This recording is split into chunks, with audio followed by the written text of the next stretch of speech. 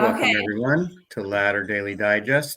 We honor creators, and Briell has been on our show 2 times in the last few weeks, and there's a third part of her story, and that's her work at the Dream Center. And welcome, Briell, again. Hi. Hello. And thanks, Debbie, for co-hosting. And so we'll Happy talk birthday, about. Briell, first and That's right, foremost. Briell's birthday week. It's happened. First of all, Debbie was wondering if you could talk a little bit about what happened in the building that the Dream Center is in. Well, I guess people because we know because I'm from Utah and also I'm familiar with your story, but like, what is Short Creek? How is that community established? I mean, and what did it look like growing? Because you didn't grow up there, but you and eventually lived there. Like, how did that community come to be? And then what was that house like in Warren's heyday? Because I think people don't understand that polygamy, like Warren did live with his wives or did have his wives in a central area, how the polygamous community looked in Short Creek. Just give us some little like background history into that. Okay, I usually go into history like less than my own story, just so you know. Like I have like the fast version of everything.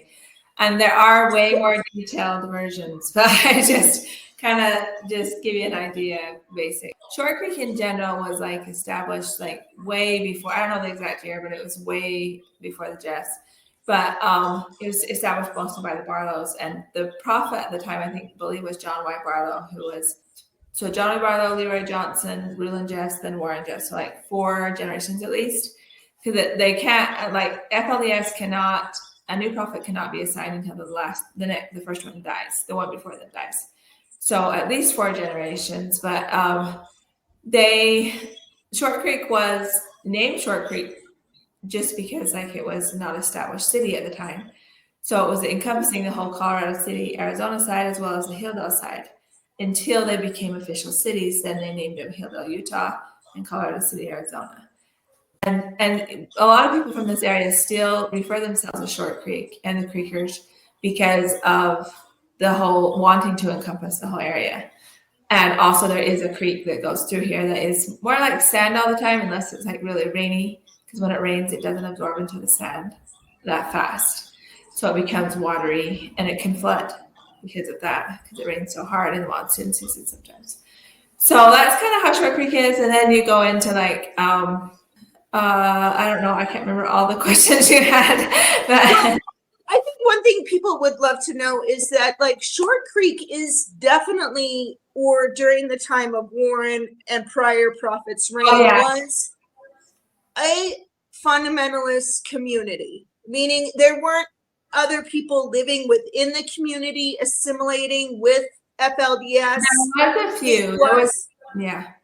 FLDS definite 100% control as far as like police, school, city government, first responders, government, church. I mean, everything. I think most people don't understand is that every aspect of your life all went back to that one thing, which was the religion. Yeah. Right? Well, I think that like there was a few people here before the Barlows showed up, but no, they're not well known. And like the Maxwell Park, it's a gorgeous park in town. When that was given to the FLDS, they made an agreement because it was prior owned by the people who weren't FLDS, just the one family or something. I think it was like one family or maybe 2. But like they made the agreement that they could not change that from a park. It had to stay a public park. And that's why to this day it is a public park. Through all the changes is because of the contract that they originally made. It did eventually go into the UEP, I believe, but even the contract was in the UEP. So like they can't rewrite a contract like that very easy. So that's why that has stayed a park all these years, as far as I understand. And then you go into like the rest of the town was FLDS over years, just kept growing and growing FLDS, more and more and more FLDS. And as far as I understand, like if you hear stories of people from this town that grew up in this town, there were public schools for a while, and they did get public school training and things. Where I was born, we're in Sandy, Utah, where FLDS were, and also they were scattered all over like Salt Lake area when I was growing up. And they had a homeschool that the Jeffs ran. Warren Jeffs was the principal. My first grade teacher was Warren Jeffs' wife. So like that whole thing was homeschool. So I've never been to a public school growing up because I was more where the Jeffs were, where people in this community, even during the time frame that I was growing up, some of them were going to public school. Some of the girls my own age that lived down here their whole lives did have that experience. It's just differences. People from here in this town that didn't grow up around the Jeffs commonly say things like, it was a lot different when the Jeffs came, when the Jeffs moved from Sandy to the creek. It kind of had a big shift. They noticed like changes happening so fast, and it felt like they were like ripped out from underneath their stable security home that they had a lifestyle of polygamy and all that. Would you say, I felt like that was kind of triggered by Y2K?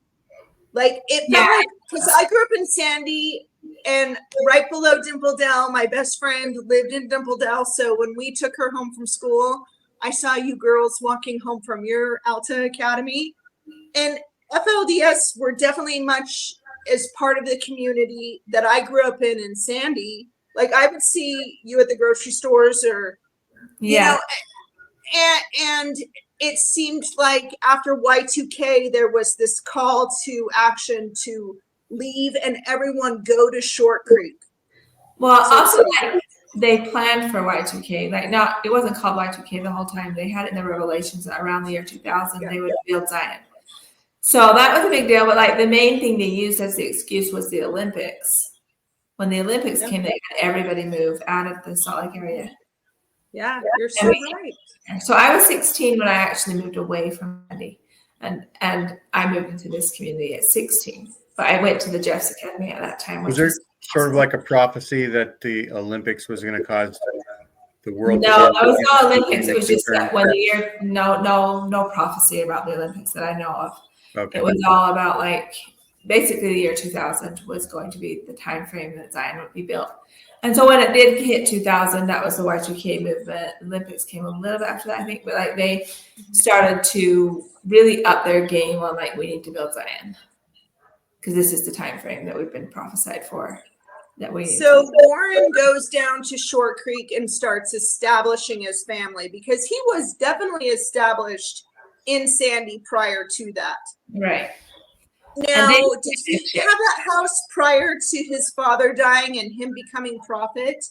As far as the Dream Center that you know, was that kind of his own compound pre or post him prophet? So Briell had a stroke when I was really young. I don't remember how old I was, but he had a stroke, and you can look up those dates. And Warren Jeff started to already kind of take over the cult at that time. You hear that a lot. So he was already a usurping authority, teaching all the kids in Sandy, Utah, things like God chooses the leader and nobody has a say in it. There's no vote and stuff like that to the children that were growing up and eventually did grow up in Salt Lake. So the Salt Lake people, I don't think were blindsided as much as the people that were in Short Creek themselves, that Warren Jeff was going to be the next leader. Where when they moved into town, then all the people here were like so shocked at the changes. And the Sandy people were just like, this is how life. It's almost like he invaded his own community within the community. That's wild. Yeah. So for me, it was like this, how my life always was, a lot of changes, a lot of trauma, a lot of, rules and cameras and, all that stuff was just normal to me. That's how my whole life was. Where in the Short Creek area, they're all like, it didn't exist prior to them coming there. And you are absolutely right. Because I even said that when we first talked, I'm like, it seemed like that community, even though I might not agree with polygamy, was happy and at least healthy in a level or on a level that didn't cause as much damage to people like trying to get out of it. Like they were more responsible. So that's so interesting that you say that now, because I'm now connecting that he did basically take his cancer and his biggest followers and go into Short Creek and demand loyalty. Yeah.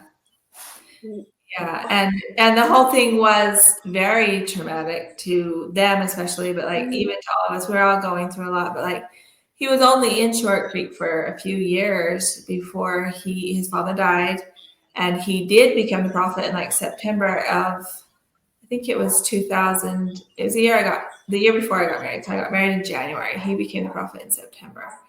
My birthday was in November, so like I turned 18 that year. Where like there was a big difference. There were so many differences, but one of the big differences was the marriage thing. We had arranged marriages already established. Yeah. My parents weren't arranged marriage, but as far as like the age limit, before when Ruland was there, they had more. The fathers had more say. They would get to say, "My daughter's 18. I feel like she's ready." Or when Warren Jeffs became the leader, he would call the fathers and say, "God said your daughter's ready, and you better let her get married, or else like he's gonna take away your whole family." So that's when the 12-year-olds and things became heightened, is because, and not like in Mormon history, there are other prophets who had cases like that, but it was never to the level. They all did it. Okay. Yeah, they all did. But they didn't actually, like, there were cases, even in Ruland's day when Warren Jeffs was usurping authority, he had, like, the wild children would go through that. But then he got to where everybody's a candidate for that, because like we're developed more fast than everybody else in the world. You know, it's just crazy. But did Rulon always live in Short Creek, and Warren was kind of like the Salt Lake branch, and then when his dad got sick, kind of came in? Or like I guess I'm curious, was Rulon a Short Creek staple? No. He was a Mormon before he became a prophet. He became a Mormon. He was born and raised Mormon, I believe, and then he joined FLDS. His story is like that. So his first wife, Zola Brown, was born in the Mormon church too. They got married, had 2 kids before he joined FLDS, and she left him over him joining FLDS. And he claimed she'd always going to come back later and stuff like that, but she never did. Right. So yeah. When Warren took over, the house he moved into, was that his dad's house already? So the house he moved into when Warren took over was not his dad's house. So his dad has a house in the same block. Okay. But the Warren house was like, they just took over that block. They went and kicked everybody out of the whole block. But was that was the Keep Sweet, Pray and Obey house? Yeah, he added on to it. Added on. Yeah, it was an add-on. Who was in that house prior? I think it was a Knutson guy. I don't remember their names, but most of that block was all Knutsons at one time. And then Ruland, they're all FLDS followers, and they already donated their titles to the UEP. So he had every say to go in and say, you need to move. And they couldn't protest it. It was like evicting him. So they went out and lived in where he told them to live. And then they moved in and added on to the houses and made it like the Jeffs block. And how far did you live away from the house? So I lived about 5 minutes. Yeah. Well, when I moved to the creek, they moved into the Jeffs block before I moved to the creek. It was like 2 years before, or 2.5 years. And now, then, because they took that over, was that like even more secure within the creek? Like if you were in Warren's house as his wife, you couldn't even leave without Warren's permission to go. Well, I have a small garage. If you look at the house itself, it has a small garage. It doesn't have a lot of parking space, but this enormous house. They all lived in the same house at a time, not after he became the prophet. He did scatter his family even more. But at that time, when Ruland was the prophet, like they had all of the wives in the same house. It was common to have multiple wives in the same house. It just wasn't always all of them. Well, he had a small garage because he was the main person leaving and coming. So it's that house that became the Dream Center. Yeah, that's the same house, the one that he built for him before he became the leader. Yes, and when he became a leader, it was targeted by the law immediately. How many rooms are in this house? Let's just talk about that. The size. There's 45 rooms. It's 28,000 square feet. There are nurseries that have windows that you could technically call more rooms, but we just don't. Yeah. Yeah. How many bathrooms? Are they like Jack and Jill bedrooms sharing a bathroom? Most rooms do have a bathroom, but there's also public bathrooms. So there's more bathrooms than rooms. Yeah. Wow, so there's some shared bathrooms and a lot of private bathrooms. Yeah, there's public bathrooms. So if you're in the kitchen, you can just rent to the bathroom. You don't have to go. So did he isolate each wife and their children into like selected wings and areas, or were these all unmarried or wives that didn't have children living in that house? Well, I didn't marry him before he left that property because he was running from the law when I married him. So that was a target house. That was where he lived before I became the leader, and that's where the law was watching to see if he was coming in and out. So he didn't want to be there after I married him. But I heard a lot of stories about it. They did say he never was a family guy, really. Like he basically, like the Mormons kind of have like a belief that, they interpret the doctrine a little differently. They believe that family is the most important thing. You should have eternal family and stuff like that. Well, Warren Jeffs believes that everybody should be under his rule. And if they aren't under him, then they'll never make it to heaven. So like basically he started tearing apart families and saying they need to just have loyalty to him directly. And that was when Zion was built. Because like basically he said he's doctrine too, but he interpreted it differently. When you listen to the Joseph Smith doctrine when they were kicked out of Missouri and it said they were put all under condemnation.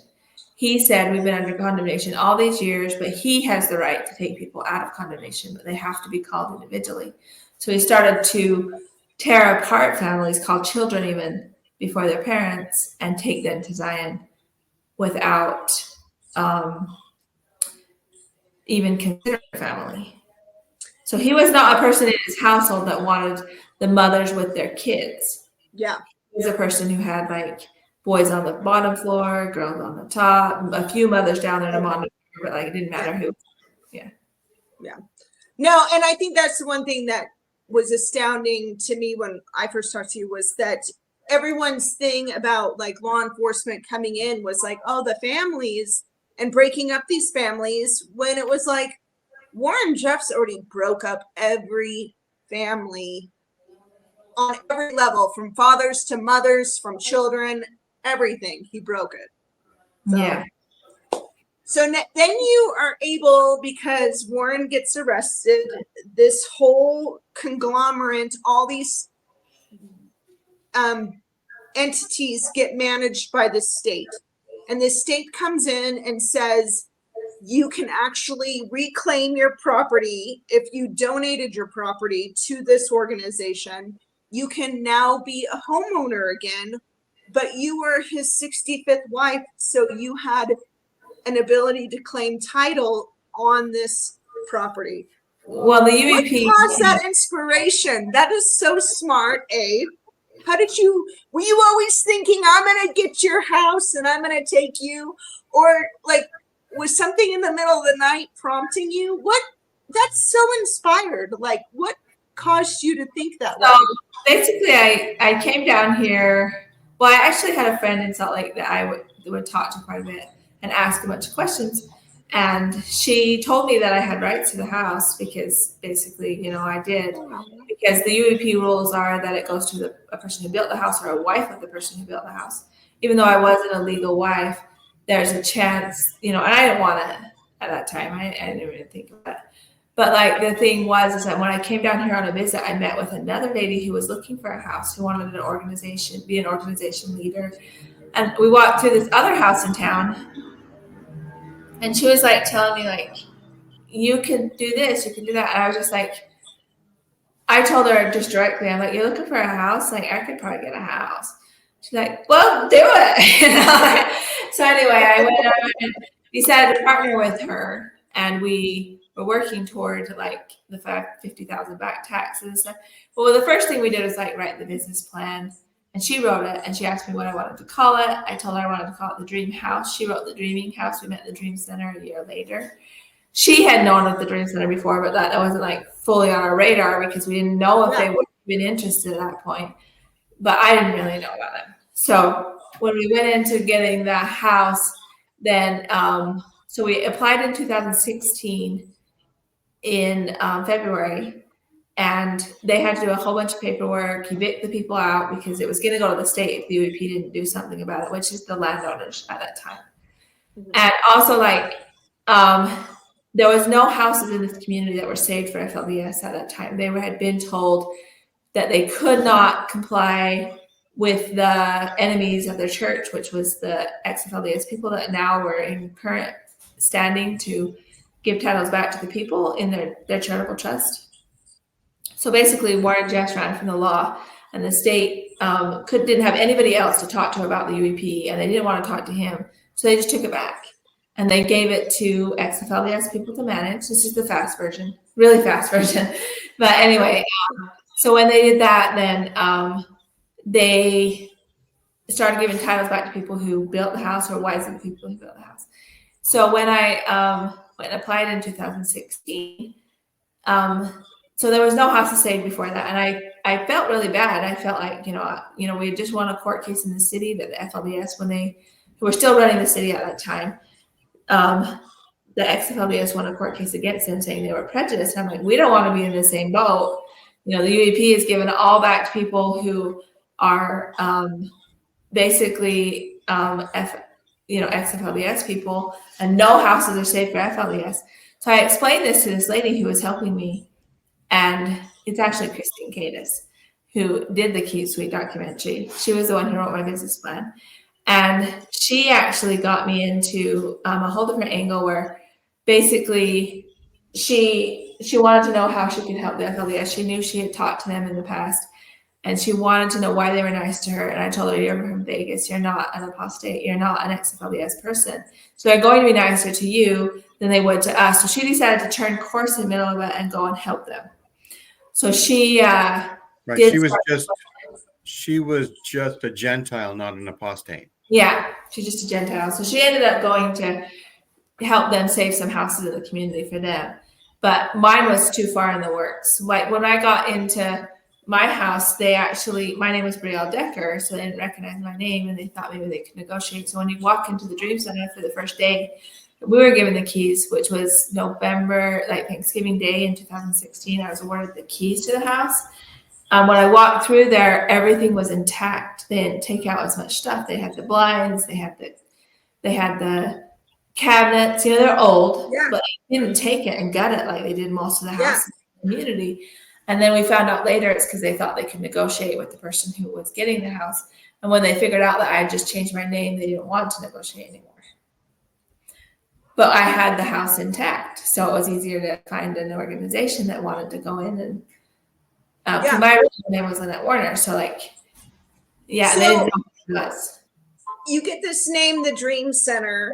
It's this group that is just a thought or a name. Yeah. I wasn't familiar with the Dream Center.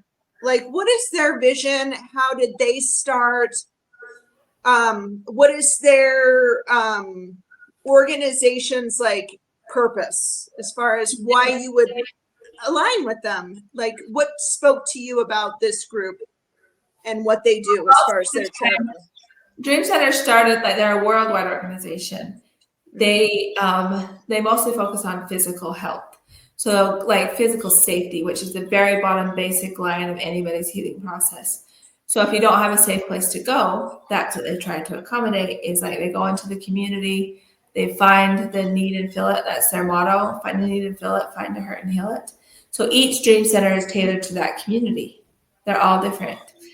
So prior to the Dream Center, I was awarded the house on Thanksgiving Day, and then I had 3 months to pay this $50,000 back taxes, or the UEP is going to take it back. They said, it's just a business plan. No matter what happens, we're going to give you another house that's smaller for you.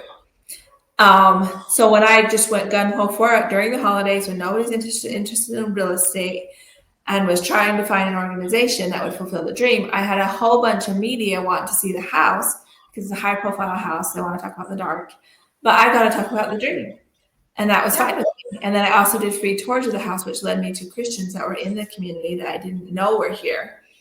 They had already been here, and they asked if they could bring some people through and a mission cruise. And I said, yeah, sure. Everybody's doing that. So they ended up bringing a whole bunch of mission crews on tours. And I met with Ryan King, who was instrumental. He was a maintenance guy in the Phoenix Dream Center, and he ended up contacting the Phoenix Dream Center and coordinating, like, this should be a dream center. And he walked through on his tour and he said, this should be a dream center. Because my vision was that we would change the energy from negative to positive. So like I had said, I lived in Sandy. When they left the Sandy area, they couldn't keep a business in there. So they ended up tearing it down and rebuilding the school, at least, or where it just was. And we couldn't do that to this community, the whole thing. So my vision was like, let's just change the energy. Let's make more positive memories than we've ever had, sad or bad.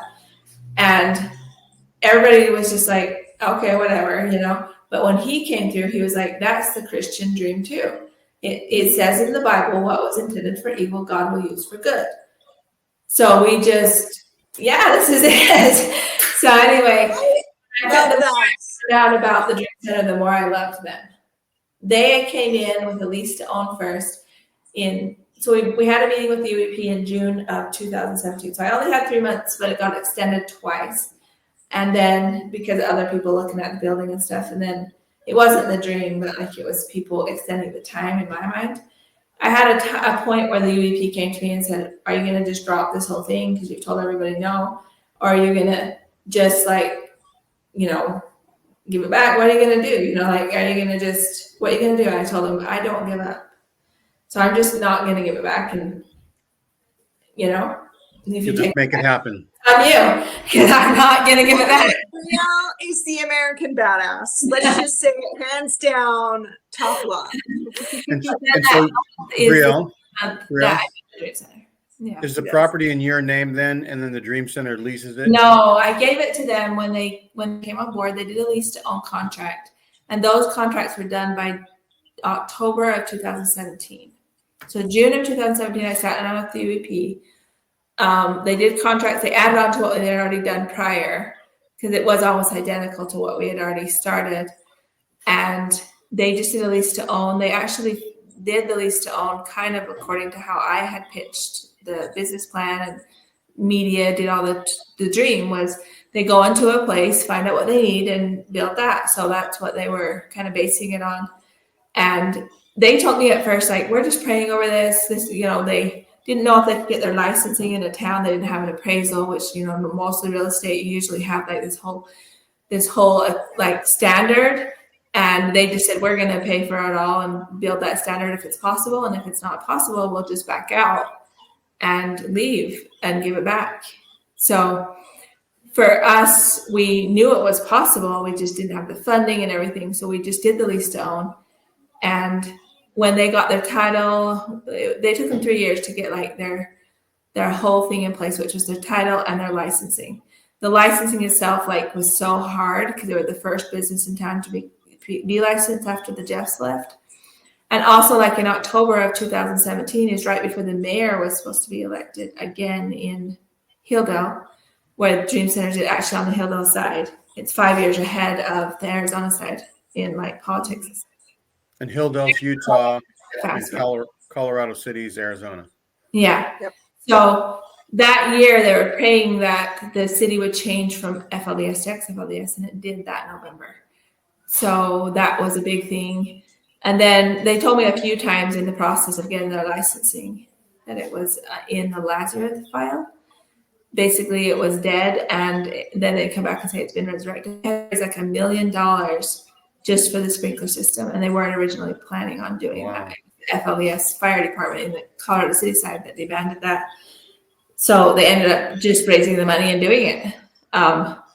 Donations, and I think it was Joyce Myers who actually did put the sprinkler system in. As far as I understand, she showed up and asked to buy it herself, and they said it's not for sale after the lease to own was in place. After people started to realize that there was hope and that it was able to be, they could have their title at some point and all that stuff. There was more people who wanted it, but you know, it was already the Dream Centers, and they love each other anyway. So she just decided to donate to the cause. She can't buy it; she'll just donate. Yeah, right. And she's been like this all time. So, like, what is the mission statement for the Dream Center now, roughly? You know, Fill it, find it, hurt, and heal it is their motto. I'm trying to remember the mission. It's longer. I don't have that one memorized. If your But house when- is healing, Jean, it's Yeah, amazing. and when did you start working there? so I had the lease to own contract was immediately established where I was a fundraiser. I was on salary for the first 3 years when they got their licensing. They could fill it, but they couldn't fill it to capacity during the licensing stage. They could only have like a certain amount of families. But when they got their licensing in place, that was 3 years after I started working on site 2 days before my contract ended as an hourly person with directly with the residents. So when they could fill their house to capacity, they put me on site. And this, And and the they're- home is, the purpose of this home is to help those who want to flee polygamy or other groups. What is, like, as far as the people you're helping, what is their demographic? Is it mostly FLDS within the community who need an So out? in that community? They prioritize people from polygamy groups, especially FLDS because we're right in their community. But they mostly talk about it like a trafficking. They put polygamy in the trafficking same category. People who want to leave their culture is some things I'll say sometimes. They should be able to leave their culture if they want to. Why should we be trapped into trauma our entire lives if we don't want to be trauma? This is super interesting because I didn't think about this until just now, is the immediate risk you would put yourself into if you're in a predominantly FLDS community, helping people, as your mission statement, leave FLDS. Yes. Well, it didn't. Has- It worked really well. Has that ever been a factor as far as the safety of you or the safety of those people you're trying to help? Well, it worked really well because we did it in his house. That was part of the goal, was like, if it's in his house, they cannot resist talking about their prophet. What happened to his house is going to be a question that comes up.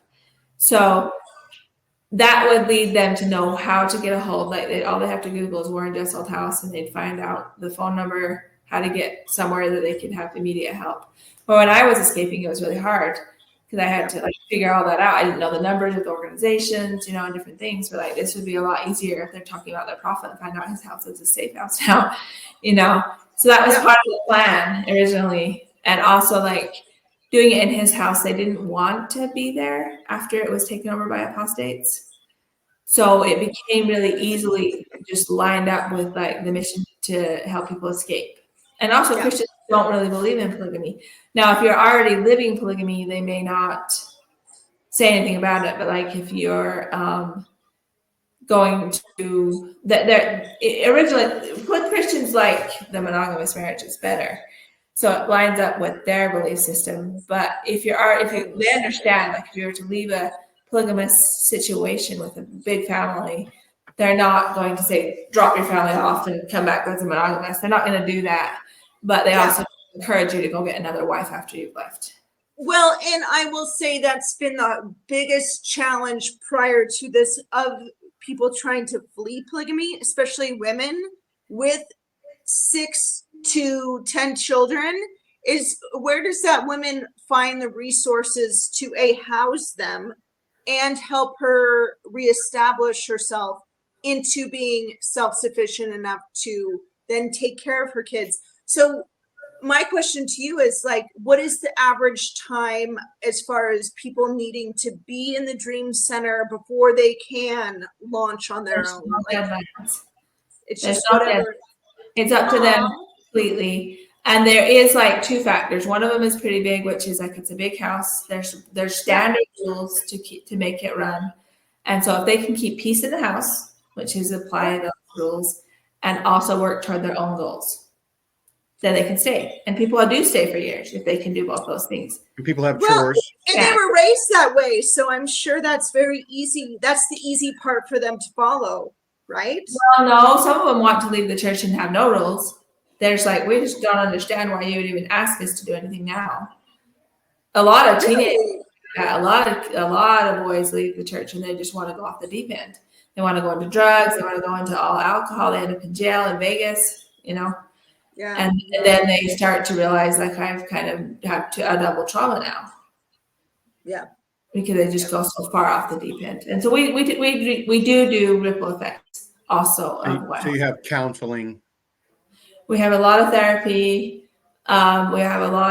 We even have equine therapy, which is horse therapy once a week. We have like 6 people allowed to go every week that the Dream Center pays for. We have a gym in our building. The garage now is turned into a whole gym. So they have physical health along with their mental health. So weightlifting. Art therapy room. We teach an art class every week. We have sewing. Yeah, it's fun. Like, it's fun to be a part of it and see like lives changing and people recognizing like habit. It's not an easy program. Like if you're coming in to just have no responsibility, that's not where you want to be. It's teaching you habits of how to keep your house clean and how to take on chores. They do require chores of the residents until like they're graduated, and they have different steps. Like if they have a job, then they have like a different amount of chores, you know, than if they don't have a job or if they're in school. They factor in all of those details, but they do require them to get out of bed and come upstairs. You know, it's real. What is the biggest limitation you would say from those who are trying to escape polygamy? Is it the lack of education, or is it the, like, you know, that programming that makes you go from one end to want to go to the other, or like extreme, like I want to do drugs and just party and not work, from being in a high demand religion? Like, what do you think the biggest hurdle? Yeah, like, there's so many hurdles, but like one big one for the Dream Center is like they don't want religion. They don't realize the religions are different. But like the funding reason, like I went into like the other time, was like, you know, you can go with grants to raise enough donations to have a free house where you can go and stay for as long as you want. You know, you have to have a way to get funding. And if you're going with the grants that are made by Mormons, you have to really filter through them so that you can help them the way you want to help them and not re-trigger them. And then if you don't have that grant, then how else are you going to get the funding, which is the Christian organizations that will fill in and just donate and donate and donate. But then when they come into the house, they're like, there's a Christian background. Are they going to demand you to be Christian? Am I just going into another cult? Which is a hard thing for them to realize, that it's even a different God.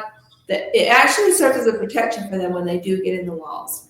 They're like, the whole board is on board with my story. They all believe my story. They have predestined reason to believe my story. They're not going to question it. Or like if you go on some of these ones that get grants from Mormons, sometimes it's not only the grants that tell them. Sometimes it's the people who are like trying to get them to stay. There's an organization out there that says children should go back in the environment they're used to, which is basically another polygamy group. You know, stuff like that is the biggest hurdle I see in the beginning. When somebody first leaves, they want a no judgment zone. They want to cling to these friendlier zones, but like actually in the end, when they wake up and realize we were traumatized, they don't want to turn around. So they have a double trauma and they don't want to backtrack now. They're too old. Most of your donors are from these private organizations. You're not getting federal grants as far as federal funding. You're having to outsource and reach into these other communities and like local charities, so to speak. Is that? Yeah, we get like private donations mostly for the Dream Center, filling all the gaps of the grants that just don't work. You know, we do get some grants, but it's just not as much. Hey, Qualtrics and Smith, you should donate to the Dream Center, you dick. No, sorry. So do you wear different hats for different days that you pull shifts, or do you pretty much do one sort of task over and over again, Briell? Me, I wear different hats. Like we all of my team, which are RAs, we do know kind of what our roles are, and we also know where the other department's roles are, and we answer the phone for like the whole house. And so we'll like take messages and send them to the right departments and that kind of thing. So we know where we have trainings on that, where everybody's roles are, how to like make sure we're not overwhelmed with how much we're taking on. But like on one hand, you're not like a trained counselor, but you also have your own experience that you can share and help and identify with others. I'm a peer support specialist. I am a trained peer support specialist. Okay. Yeah. And so it's like lived experience instead of book work. Mm-hmm. But it's different. You have to word it different, but it's not like counseling. We do have She's counselors. better, Jean. Yeah. She's better. Okay, she's better. We do have counselors too, and also I have my case management degree now too. I'm like passing the test, so Right. So that's the other thing is you're getting more certificates as you go along. You're learning more. yeah. Getting I have more a finance license. I have one finance license. There's a lot of those too, but like I have the life insurance one. I have a food handler's license, so I can help in the kitchen if emergencies happen. I have a CPR license. I have a case management for support. You know, there's quite a few that we've just been adding on over the years. And keep them up is a hard thing too. You have to like keep them up or else you lose them, which I try to keep up on all of mine. So if I pass the test, I just want to stay at that. So I would say now, because you were not from Short Creek and then moved there, and I would say probably during the saddest times of Short Creek, you know, and being in that house as a wife, do you now see the community becoming a little more stable or diversified or healthy? Have you seen a change that you wanted to make happen? Like, has that dream started to shift into a reality where you're seeing the results of we are helping people? So These I want to read people are getting better. Yeah, I want to read this comment that I heard from somebody just recently that I really liked. I've had a few comments that just really stuck out to me. One of them was like, you know, the ex-Mormon person who said, you know, like, this has been needed for generations. And that was like serious to me because like it has been needed for generations for even ex-Mormons. But like, he's like, and you pulled it off. And I was just like, you know, thinking about that. And I'm like, you know, I didn't do it alone because like if the UEP hadn't happened, it was just like a storm of events I didn't fully control. But my part in it was, you know, a part of it. But like, you know what I'm saying? Like, we have the building that we've needed for generations.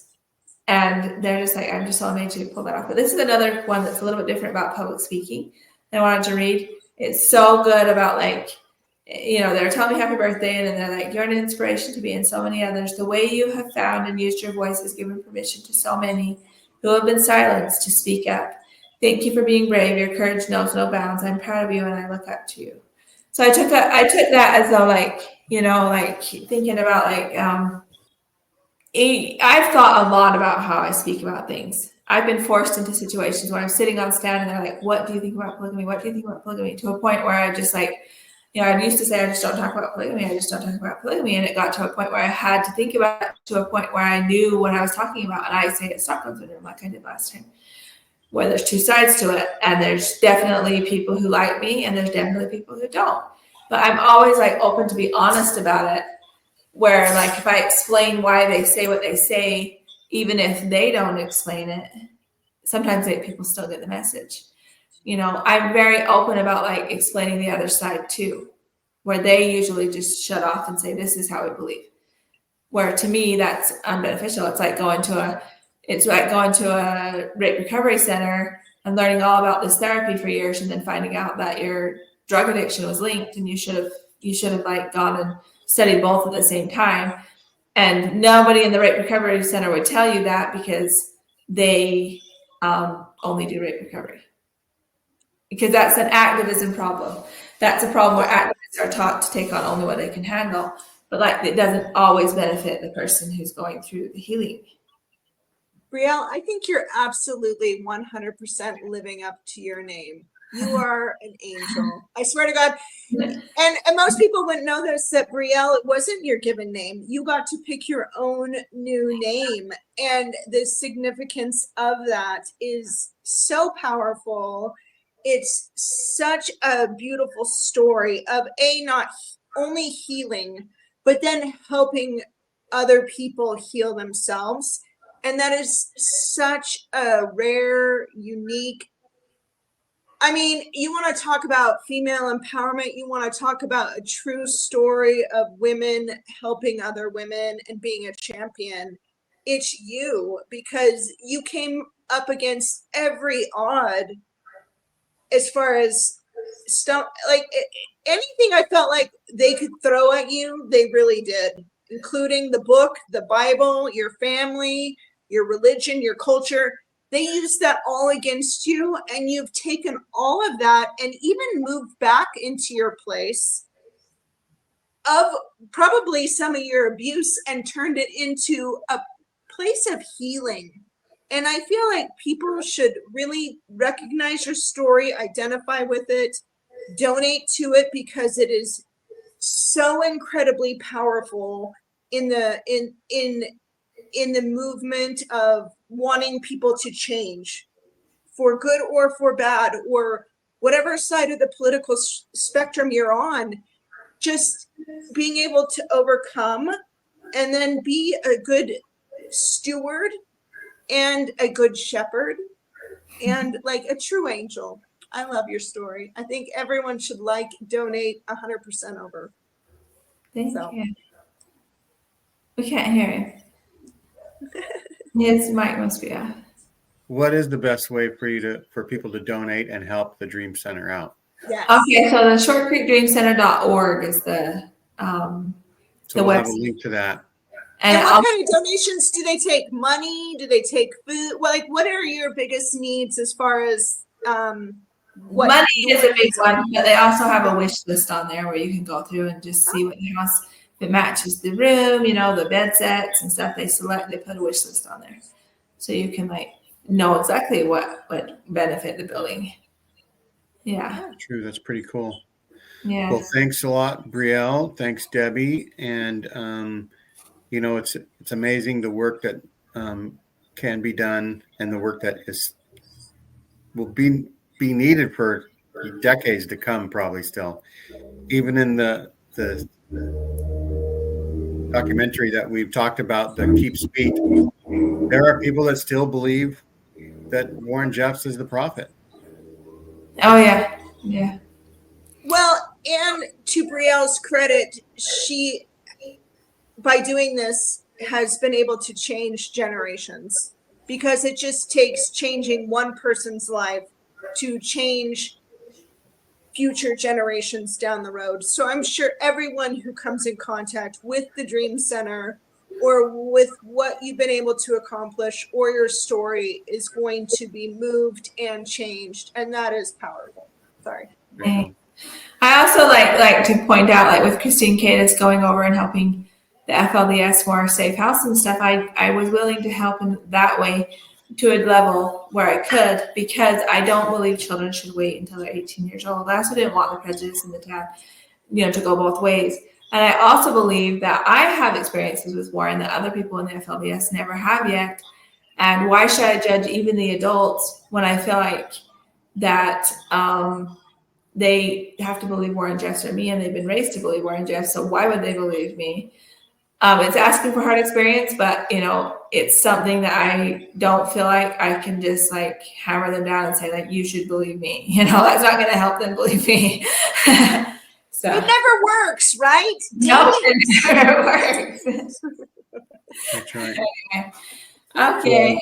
We wish you the best. Well, you've done a beautiful job in like you know, besides browbeating people into like truth, you've done a beautiful job in just really helping people find their own truth. So that's beautiful. Yeah.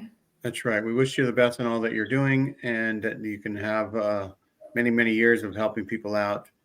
Thanks everybody for watching. Like and subscribe, and everybody have a great rest of the year. Bye-bye. Bye. Thank you. Thank you.